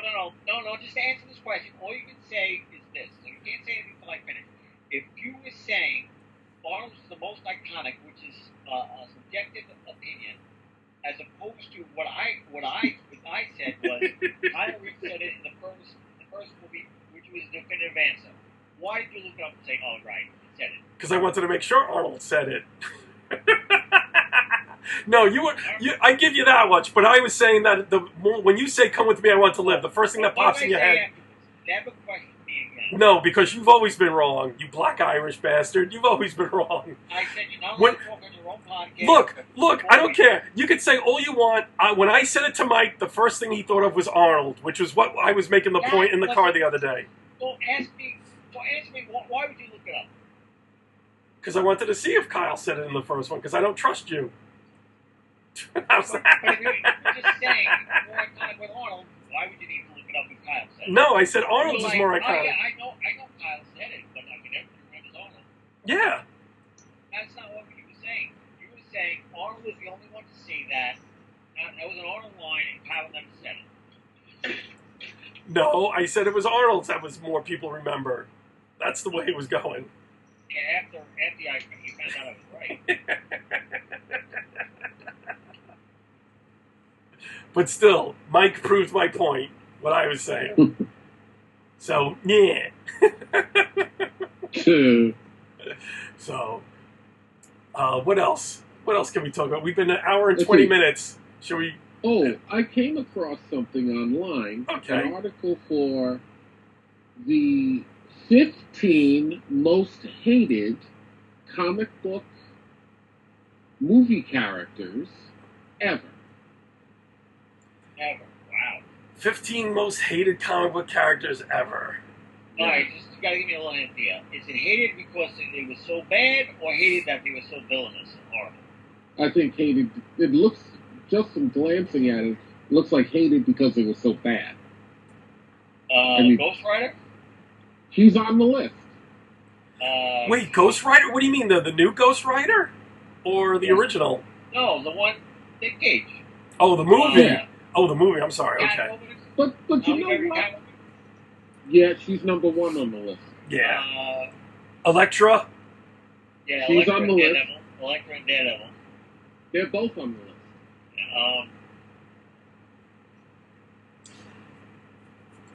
Who else? Garfield Spider-Man? Say again? Andrew Garfield Spider-Man? No.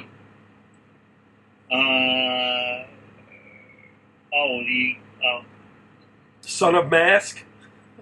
No. Oh, wow. The Salinger Captain America? No. Wow. Here's what the list says. Oh, Deadpool from Wolverine? Yes, he's on the list. What's Wolverine? All right, Venom from Spider-Man 3. Yeah. Right. He's on the list. Believe it or not, Emma Frost from X-Men First Class. Oh, yeah, she was horrible in that Yeah, role. she's boring. She can't act, January Jones. I'm sorry. She can't. I like that film, though. Yeah, I thought it was a good I did film, but too. she was the worst part of it. Yeah. Then they have Robin from Batman Forever and Batman and Robin. Oh, yeah, Chris O'Donnell's. I kind of liked his version of it, his first one. But You know, why did all the costumes have to have protruding nipples on them and bulging crotches? because Schumacher's gay, and he loves all that leather I bonded shit. No, you see, That was a There's rhetorical another question. thing. I already knew that. Yeah. There's another thing where it's about the Black Lightning costume. There's another costume that looks plastic. oh, the Batman ones? Yeah, that hard They look leather. plastic, you know? Yeah. I was saying, Mike, that I hated the new Black Lightning costume because it looks so plastic to me. I say give it a chance. It's in a photo. It's heavily photoshopped. I still think it's like... It's heavily photoshopped. I just feel like DC, whoever does DC Comics, all their costumes have some kind of plastic. Well, I don't know. It's just... It's weird. I don't know. I don't think that's it. I just think... I don't know. Whoever designs the costumes thinks, oh, suppose he gets shot. He's got to have a bulletproof outfit. So we'll make it look like metal or hard plastic. You know, not thinking... Another hated character, Mike? Let's see. The next... Jesse Eisenberg's Lex Luthor. He's on the list. Yeah. Who else? Let's see who guessed. Kevin Spacey's Lex Luthor? No. I liked his Lex Luthor. I wish I'd have seen that Lex Luthor in Batman v Superman. Yeah. In a good movie. Let's see. Yeah, see, he was great, just the story sucked.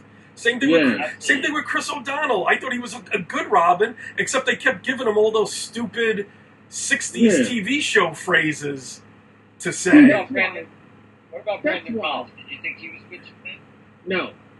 But he's not on the list, unfortunately. No, I'm not saying that. See, you know what? See, again, I thought he's a good actor, and he did a good job. It's just that the script was terrible.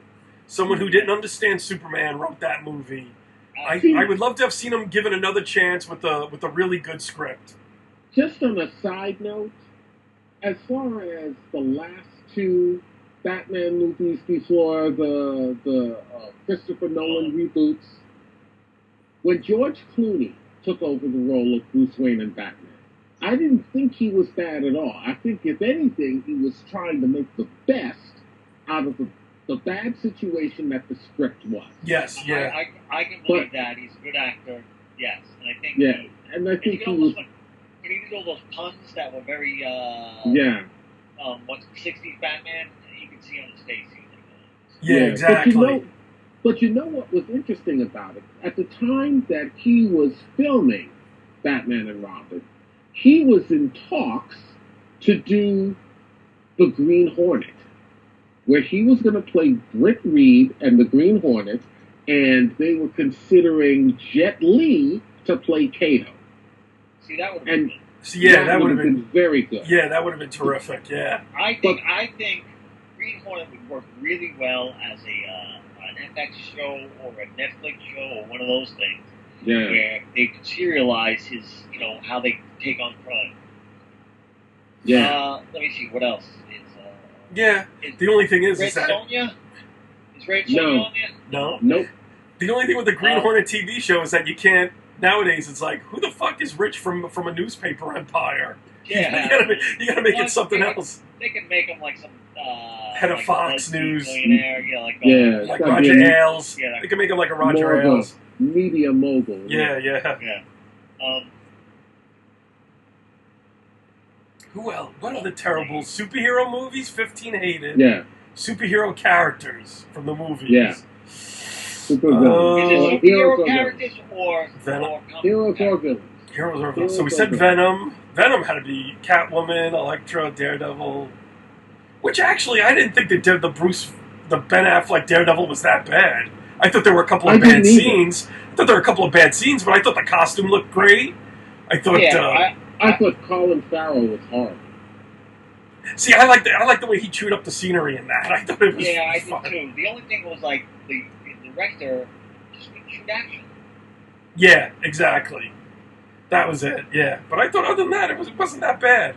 I tell you the truth, I think the Ben Affleck mask in the movie looks better than the Netflix TV show mask. I can kind of see that. I don't mind it. No, I don't mind it either. But I just think it looks a little bit better. It doesn't look more this one on Netflix looks more like a helmet in a way. That doesn't quite work. I don't know, but it's okay. But yeah, Daredevil I think is a very misunderstood movie. I think it's more. Yeah. Who else? Who else is bad? Anything from the Blade franchise? No. Yeah, I think Blade is still liked because he did give you 2 good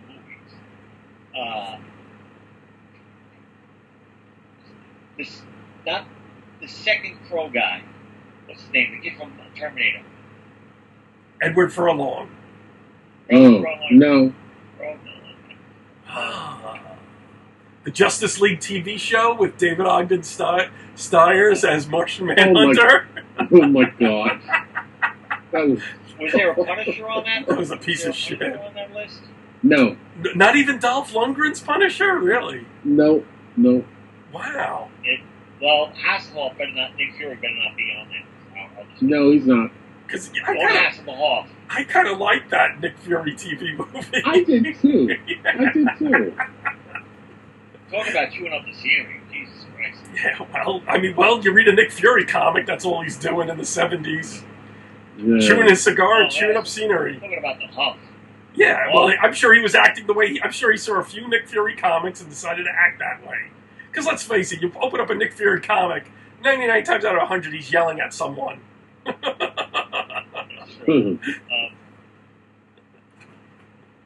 Who else? How many do we have so far, Mike? We're at number 12. Counting backwards. Oh, but we named about 7 of the 15, I think. Yeah. Catwoman, Elektra, Daredevil, Venom, Chris O'Donnell's Robin, that's 5. Jesse Eisenberg's Lex. 6. Yeah. Nick, whatever his name is, Ghost Rider. 7. Ghost Rider. And you know what's funny? I hated the first Ghost Rider. I loved the second. Really? What? See, I haven't seen this. I did. A lot of what I heard sounds really good. The second was really, really good. The whole feel of the movie was different. It took place in Europe. You had Idris Elba as a supporting character, really good performance. He's so dreamy. You know, it was even a good performance out of Nicolas Cage, if you can imagine that. You know, it was good. It was decent. Yeah, that's what I heard too. But I since I've never seen either of them, I don't know if I'll ever get to see him. First off, the trailer for the second one, when he's peeing fire, that kind of like just fucking turned me off right there. It's just like superhero comics are stupid enough. Do we need to have a fucking hero in a trailer peeing fire? Really? Just you know? Or is it a syphilis commercial? Yes, exactly. Yeah. Is it Arnold Schwarzenegger, Mr. Freeze? No, Really? unfortunately, he's not on the Really? list. Because But his puns were What about awful. Uma Thurman's Poison Ivy? Is that one? No, they should both be on the list, but they're not. Is Val Kilmer's Batman on the list? No. Okay, because a lot of people... I loved Val Kilmer as Batman. I thought he was He was good. just okay. I He's love just him as okay. a saint. That sucked, the movie The Saint. That You sucked. want to get some coffee or something? That movie had a lot of potential. And I it love The just Saint. I loved the TV show. I was waiting for The that TV movie. show- You know was that Saint great. was on the radio before he was on TV? Yeah, he was Yeah, that's huge. He was huge in the early half of the 20th century. Books were big sellers. Not Alec Baldwin's Shadow, is it? Oh, God, no. It should be, but no. God, that was a bad movie. That was just boring Oh, as that was hell. awful. Yeah. That was awful. Ice. Black Ice. Panther. How about Vanilla Ice in the Turtles movie? Oh, no. All right. No, no, no. Okay. Another honorable mention, but no.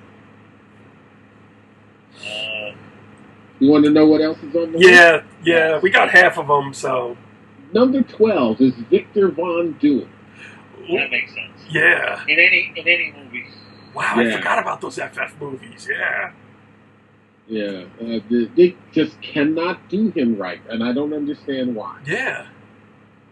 I think you kind of do his origin instead of just establishing him as the Yeah. dictator of Latvia who's got Do you know who I always thought would have been the perfect actor to play Victor Von Doom? Alan Rickman. Oh, nice. I always thought Buddy Hackett.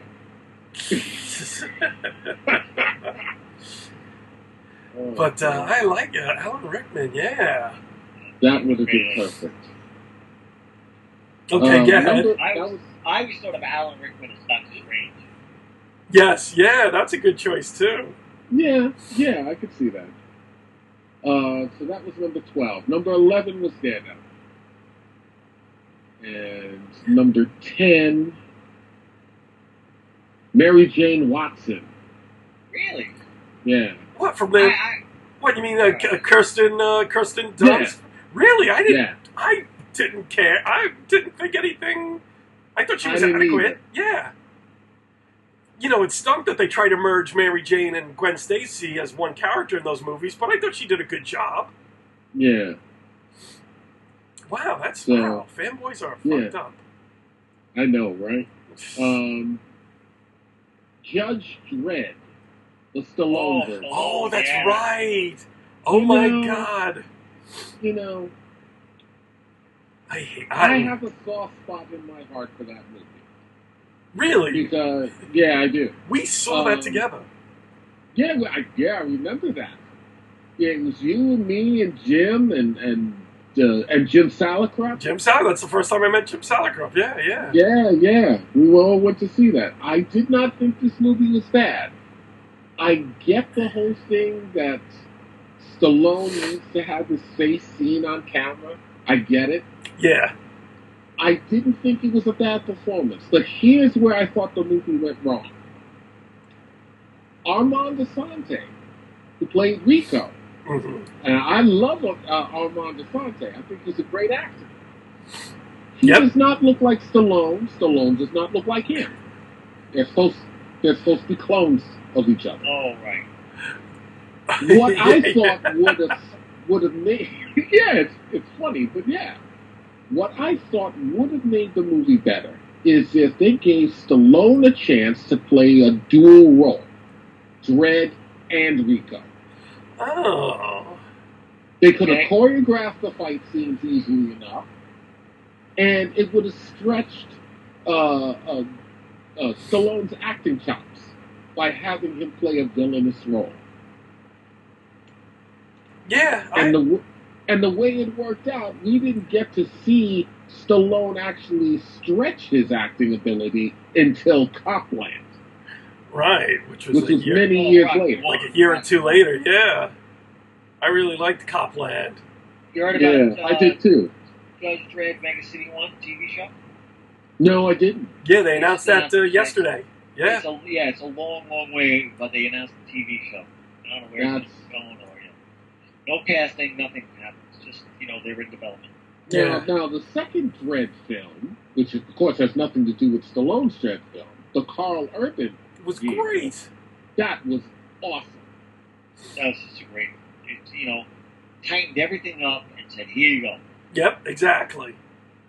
Exactly. Dredd and a rookie trapped in a housing Yeah. Yeah. But the one thing that would have saved Stallone's Dredd is if he had played those roles. And got rid of Rob Schneider.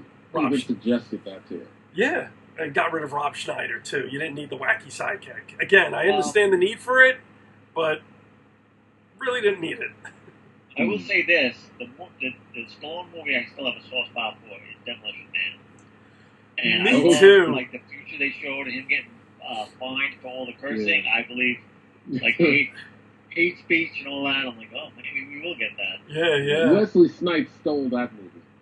Yeah, absolutely. Exactly. But I thought they were both good. I liked it. That felt like a big budget Roger Corman movie to me because it just looked cheap though, and it was kind of goofy, but it was good, and it was like just their way of what the future looks like is something out of a Corman flick.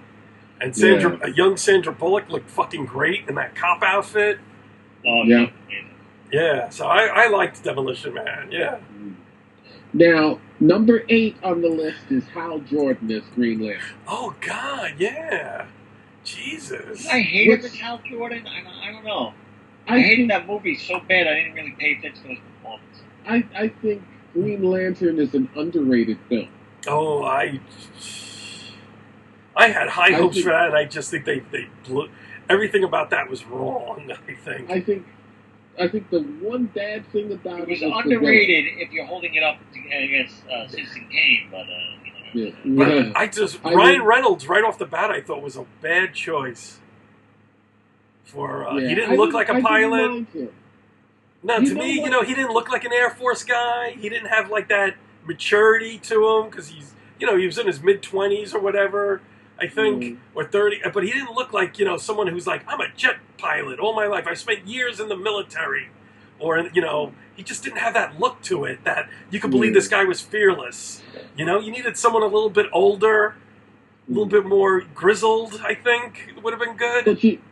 But the one thing that I took away from the Green Lantern movie that I think really spoke in favor of it, when I watched the Green Lantern film, I felt like I was watching a Gardner Fox, Gil Kane, Green Lantern comic come to life.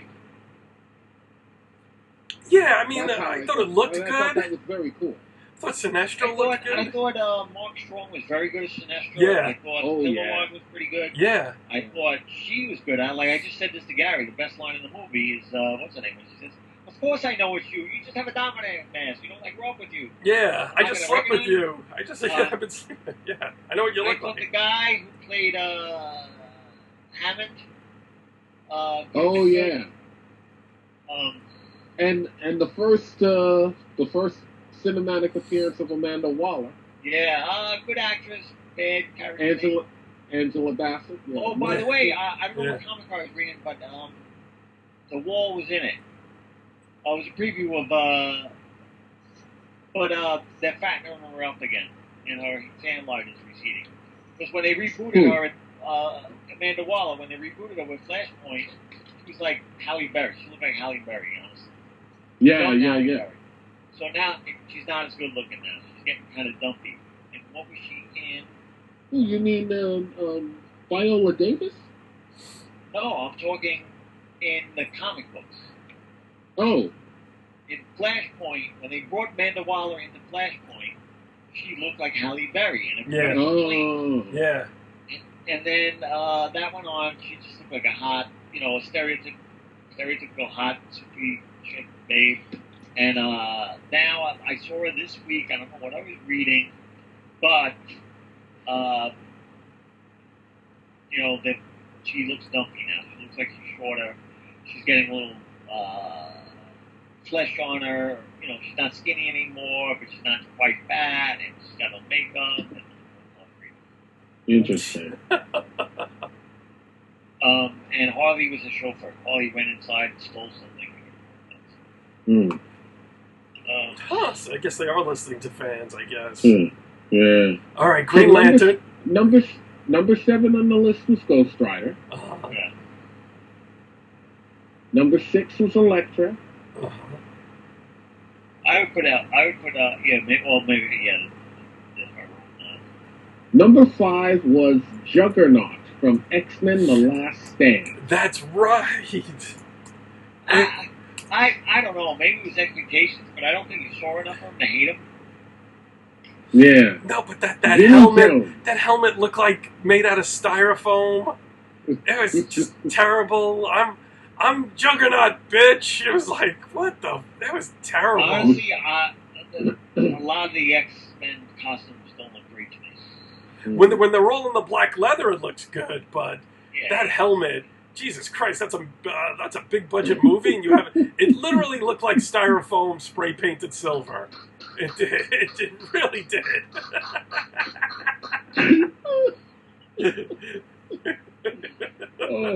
It was terrible. Was good in that movie. Who was? Angel. Yeah, he was. He had 3 lines in the movie. All right, Who else? Next? Who else? All right, that's number 5. Number 4 is The Mandarin, Iron Man 3. I can see that. I can see that, even though I thought it was a brilliant twist. Or are they It talking? was a brilliant twist. Are they talking about? Are they talking about what's his name as the Mandarin? No. The other. They're talking about the Ben Kingsley reveal. Yeah. Okay. Yeah. See, I love that. I thought that was absolutely fucking brilliant. I did too. That was terrific. Because I know people complain about Guy Pearce, who was supposed to be that wasn't the Mandarin. Extremist. You know what it was like? It was like he was supposed to be extremist, but then they made him the Mandarin, which made no sense. Yeah. And he kind of reminded me about that old Iron Man villain Firebrand. Remember him? Yep, exactly. Yep. But I love the Ben Kingsley reveal.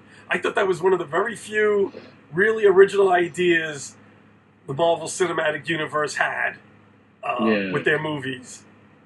So fanboys are so pissed off about that. I'm like, really, dude? It's like, come on, what are the rings going to do? You're going to have the rings shoot lasers or some unexplained energy, and you're not going to make them walk around in the Fu Manchu outfit in the movies. You're going to make them another. You're going to make them another. Not PC anymore. Yeah, you know what they're going to do? They're going to make, if they ever had the Mandarin, they were going to make him another corporate CEO of some Chinese billion-dollar company. And he's going to have the 10 ring, and it's going to be like every Marvel movie where it's an evil CEO. The other guy. What? I thought they were setting up the other guy, the guy from the 9 Rings. The guy that was in Iron Man 1. Yeah, right, the guy in the cave, yeah. But they killed him off in Iron Man 1. No, he just got burnt up. Yeah. Or I thought Jeff Bridges tells him he's not going to kill him. What's next, Mike? The next one, number 3, is Lex Luthor, Batman v Superman, Dawn of Justice. Okay. Oh, yeah, got that one. Number 2 is Deadpool, X-Men Origins, Wolverine. Yes. And number 1 was Catwoman. Halle Berry. Jeez, I really can't believe that they left off a lot of bad actors and characters as well. That's Yeah. amazing. But it's not a bad list. I mean, No. Catwoman is a terrible movie. You know? I've never seen it. I saw it on HBO. Yeah, it was... Oh, God, it was awful. It was bad, yeah. There's nothing about it. You know what I thought was what I loved in Batman 2? Christopher Walken's character, I think, stole every scene he was in. Mm. Just some of the stuff that came out of his mouth that nobody reacted to. Yeah. He just said the craziest shit like he was going to get away with it. And he did. Yeah, he was all right. I hated the movie, but I liked him. I always like Christopher Walken, no matter what. But he's more cowbell. Yes, exactly. Oh, by the way, did anybody see Tom Holland doing lip sync battle this week? No. Well, on that James Coburn, or whatever it's. No, not him. LL Cool J's got one on MTV. No, not at all. I didn't even know about this. Yeah, it went viral. I've watched the show. The show has had some great episodes too. Yeah, it's interesting. My lesbian friend told me she's in love with him now. But Patrick, you're now compartmentalizing your friend by saying lesbian friend instead of just saying friend. So that makes you a misogynist, racist, evil white man. So you should be sent to the pens. I'm like, you like Spider-Man? She goes, no. Why would I ever like Spider-Man? No. You want to? What reason do you think it is? Like lip sync panel for $300? She said, right up, bingo. Also, did you see Maisie Williams is going to be in the New Mutants? What, the TV show? I think it's a movie. They said it's a movie. I don't know, But that's 3 of the Game of Thrones cast that are in X-Men movies. Oh, I saw something today. Yeah, a headline about she's going to be in a mutant. That's right. I was confusing that with the ad that they showed for The Gifted the other day. The Fox New Mutants TV show, I guess. So we got Tyrion, Sansa, and Arya all in X-Men movies. Yeah. Wow. Good for them for getting on Game of Thrones. Their careers are set. Hopefully. Mike, did you pick up Nick Fury #1, by the way? No. What else was I going to say? The new Defenders comic. It's going to be the Defenders from Netflix. Yes. What? Do you have any predictions on how long it'll last? Not long. By issue 9, that thing's getting canceled. Exactly. I'm saying issue 8. It's going to be gone. But Patrick, Patrick? I gave you Mike's email address. Send him all those YouTube links with the comics so he can read them. Okay. Yeah, because oh god, you got to read Nick Fury #1. It's a mess. It's just it makes no sense. There's no story. Is this white Nick Fury or black Nick Fury? Black Nick Fury. How dare you say white Nick Fury? How dare you mention that old white man? He's irrelevant. He's irrelevant now in the Marvel universe. But the thing is, they have Dum Dum running around as an L&D. Like, why? Like, what are you going to piss off the 300 Dum Dum fans? See, that's it. He's not even human anymore. He's a robot. So that's another way the social justice warriors have won. I like Nick Fury. I've liked him. They put him in the Secret Avengers, and I didn't like this. What else? DC starting their own streaming service. What do you think, Mike? I don't know. They're going to launch a Titans TV show. The all grown up new Teen Titans people like Nightwing and all that, and they're going to do Young Justice season 3 on there. That's cool. We'll see. That's cool. I think that'll work. I mean, it'll be for a niche audience, and if the reason why Young Justice got canceled was because they weren't selling any toys, Well, now you're catering to people who want to pay to see this show. Right. So, yeah, why not? You know? They could, they could also stream, say, all their movies, all their crappy movies. I don't know, And their TV movies. Are they going to stream the CW shows or no? That's another thing, I think. After a while, they could stream CW shows. They could stream Justice League Unlimited, the Batman animated series, yeah, Batman Beyond, Superman, Justice the League, the Legion of Superheroes cartoon, the Green Lantern cartoon, which was much better than I thought at first. Yeah, that was good. Their movies, the Superman animated series, all those direct-to-DVD things. Yeah. So they have a lot of content they can do. Tiny Titans, the Titans show that's on now. So they have a lot of content that they can sort of pair it with. That reminds me, there's some news that came out today about all the TV cancellations for this season. Oh, I didn't see that. I didn't see it. But anything surprising on there? No, I'm trying to bring it up again. Is it just that DC streaming, Patrick? Is it just DC superheroes or is it Warner Brothers? Like, can I watch Animaniacs? Can I watch Animaniacs and Pinky and the Brain and such? I think that would be a smart idea, but I don't know. It just said DC. All the articles I said DC's getting their own thing, and they mentioned Young Justice and the new series. Oh, okay. Let's see. Let's see. I'm trying to bring this site up. As soon as I bring it up. NBC canceled. Aquarius, Blacklist, Timeless, Grimm, Powerless, Heartbeat, Emerald City. Yeah. Powerless.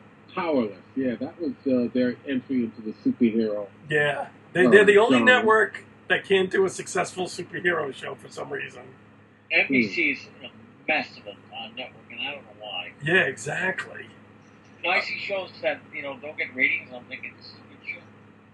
Yeah, I know. It's just, I don't know what happened. After that Thursday night block, the comedy block, everything went downhill.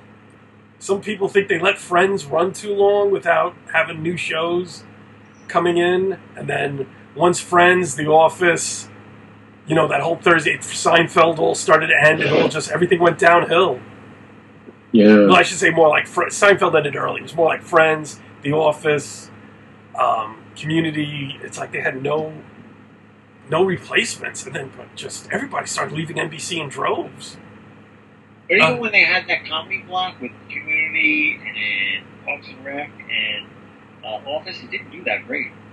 No, they didn't do great ratings-wise, but they were still, they lasted 7 years each, which, it may not have set the world on fire, but, just don't know what happened to NBC. Brooklyn Nine-Nine has got a season 5 renewal. Yes, I like Brooklyn Nine-Nine. All right, wait, what is this? ABC, American Crime, The Catch, Conviction, Dr. Ken, Imaginary Mary, Last Man Standing, Mistress, Notorious, The Real O'Neill, Secrets and Lies, Time After Time, canceled. CBS canceled is American Gothic, Brain Dead, Rush Hour, and Doubt. Okay, never watched any of those. Fox has canceled Bones, Coupled. Well, we knew that was going. Yeah, Bones ended it. Houdini and Doyle, which I really wanted to watch, but I never got time to watch it. Yeah, I didn't even hear that one. Yeah, it was another, I think, Friday night, 9 o'clock show that didn't get much hype. Rosewood, Sleepy Hollow, Party Over Here, Pitch, APP, Son of Zorn, and Making History. Son of Zorn. No surprise on Son of Zorn. Yeah, exactly. I couldn't get into it. They renewed Last Man on Earth. That show is... That show is always... That show just is going down in the ratings every week. I'm surprised. They kept it. CW has canceled Vampire Diaries, making our friend Kareem very sad. Oh my God, my poor buddy Kareem. Frequency, No Tomorrow, and Rain. I heard of Rain. The other two I never heard of. Rain should have ended 2 seasons ago. No Tomorrow was a girl. She finds out she's gonna die, and then she does stuff, and then she does nothing. Oh no, she hooks up with a guy that says he's dying and he's going to live his whole life like this. You know, when I think of Rain, I much prefer the old Monty Python skit. You are Mary Queen of Scots. Yes. And then she seemed to beat the crap out of him. That was great. I love that too. CW has renewed everything.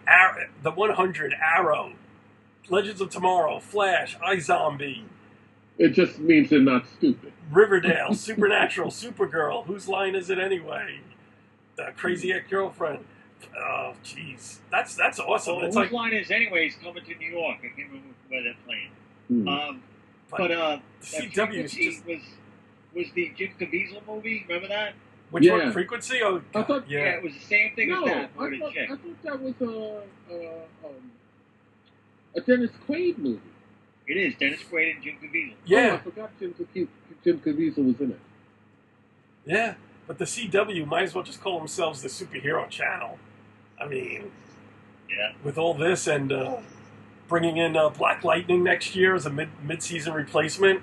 Yeah. It's just awesome. Winona Earth on the Sci-Fi Channel is renewed for a second season. Did you watch that, Mike? How was that? No, I haven't seen it yet.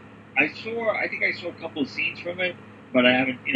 It reminds me, from what I saw, it reminds me of all those syndicated genre shows from the 90s and 2000s, like Lost Girl and all that. Oh, okay. Well, that's kind of the Sci-Fi Channel. Oh, and the Westworld on HBO has been renewed. Yeah, that was a big hit for them. That was their first big hit in a long time for HBO. Yeah. They were in trouble. Yeah. They were in trouble, man, because Game of Thrones is ending in a couple of, they're only doing 13 more episodes in 2 years, and all their newer shows got canned after a year or two, like Vinyl, which was a piece of shit. I heard they're in development 4 spin-offs from Game of Thrones. Yeah. Oh, yeah, boy. They're not sure what they're going to do with those. I'd like to see some of the Blackfire Rebellion. I'd like to see that one. Didn't they say that it's not going to be any of the writers from the Game of Thrones TV series? It's all new writers. And isn't it like 2 of the 4 spin-offs are based on some of Martin's short stories or novellas or something, and 2 are going to be original? Monk, which is... You know the Meister up in Castle Black? Yeah. The guy? He's got 3 novellas of his brother and his bodyguard, or the knight that he learns from. Oh, okay. Jesus. His Mad King's dad, I think. All right. Yeah, the Mad King's dad. Jeez. When he's a little guy, he's like 8 years old when the series starts. These TV shows aren't going to start till 2025, I bet. So, I mean, will people care about Game of Thrones? Will people care about the Game of Thrones universe after this main saga ends? I don't know. It's got a lot of goodwill toward it, and then it goes off the air, and it's like you have all these people aiming for their fantasy. Yeah, but if you spend too much time making people wait, they'll find something else to go to. I think that's why it's harder now. I think at least one of them will work. I don't know about 4 going at once, but you know what? Nobody said was Wild Cards. George R. Martin's. Yeah, that's been a very successful line of books. I think maybe Sci-Fi Channel might be picking it up. Did you hear that they're branding? That Sci-Fi Channel's rebranding again. They're going to go back to their core basics, what made them successful. Bring back stuff like Battlestar Galactica, quality programming again. But their new logo is fucking awful. It's a big blocky neon yellow logo that says sci-fi in big block letters. Oh, it's awful. Look for it online. Did either of you guys watch The Event? The Event?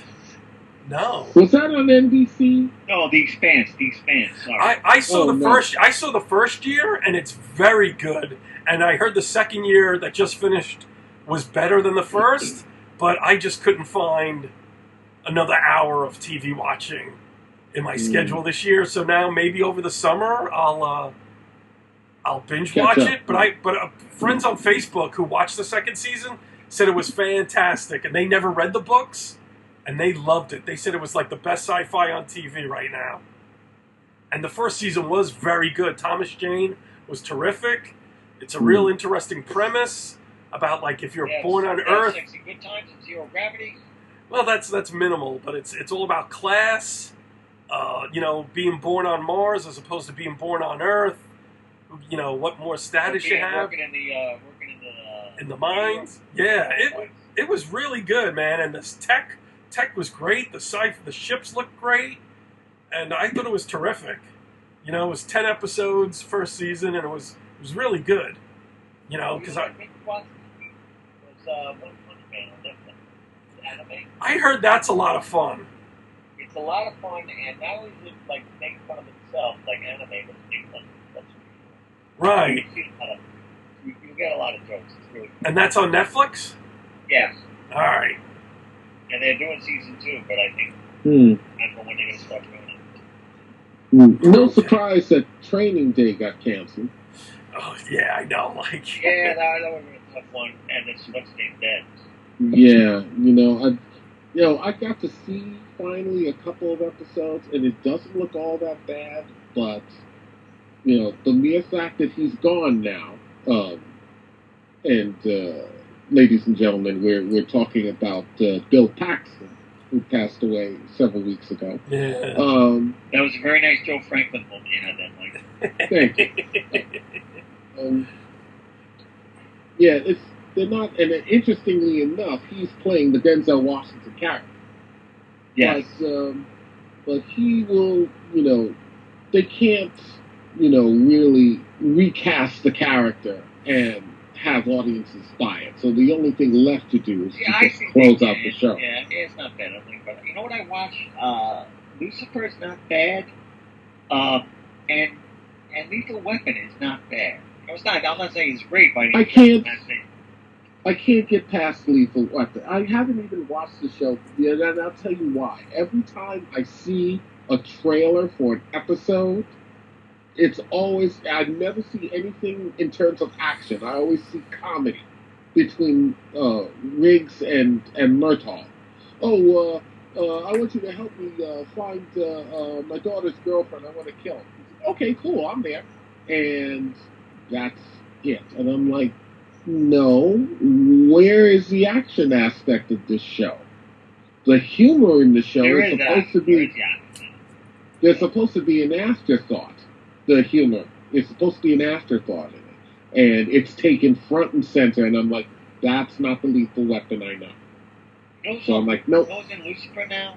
What's her name? From Battlestar Galactica, Trisha Helfer. Oh, really? Oh, Trisha Helfer. She's good. I like her. She lost her blonde, and now she's brunette. It's great. Really? Oh, wow. She did like some mid-season bounty hunter like show on ABC, and I'm forgetting what it was called, but it was pretty decent. Yeah, I vaguely remember that. Yeah.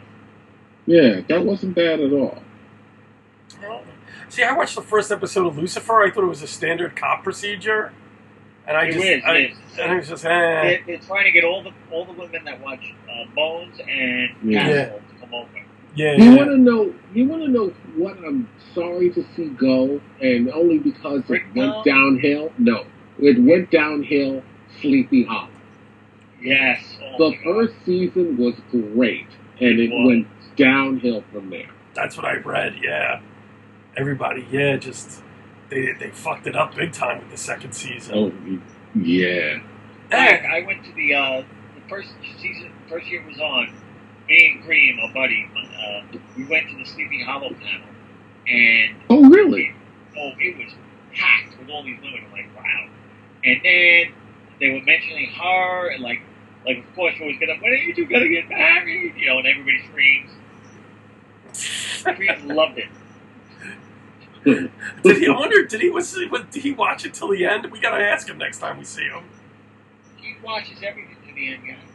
Yeah, I think you're right. But it was funny. I'm sitting there watching it, and the woman who played his wife, who was a ghost at the time, was getting really mad that everybody was talking about him and those two leads. Oh, okay. But interesting. It had its run. But I tell you what, so did we. We're at 2 hours plus. I think we're going to call it a night. Yes. All right. Good talking to you. Always a pleasure. Pat, I just want to say that you always will suck, but I'll talk to you over the weekend. And, let me know if you want to do something. And I'll talk to you then. And Mike? Yeah. What you call it? Let me say goodbye. And then, all right. So goodbye. We'll see you next week, hopefully on the Elder Nerds. Good night.